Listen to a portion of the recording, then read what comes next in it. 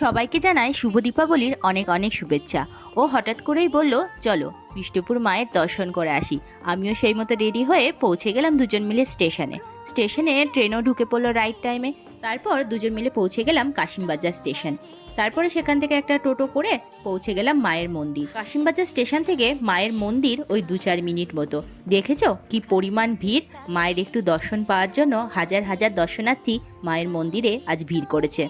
বিয়ের আগে অনেকবারই মায়ের সাথে এই মন্দিরে এসেছি মায়ের দর্শন করতে, কিন্তু সেটা পৌষ মাসে এই মন্দির চত্বরে এক বিশাল মেলা হয়, সাথে মায়ের আরাধনাও হয়। কিন্তু বিয়ের পর এই প্রথম ওর সাথে এলাম মায়ের দর্শন করতে এই কালী পুজোর রাতে, আর সত্যি নিজেকে ভাগ্যবান মনে হচ্ছে। তারপর মন্দিরে একটু ধূপকাঠি দেখিয়ে আর মোমবাতি ধরিয়ে ফিরলাম বাড়ির পথে। তোমাদের যদি আমার এই ছোট্ট মিনি ব্লগটা ভালো লেগে থাকে তাহলে একটা লাইক করো এবং আমার চ্যানেলটাকে সাবস্ক্রাইব করে আমার পাশে থেকো। Thank you for watching.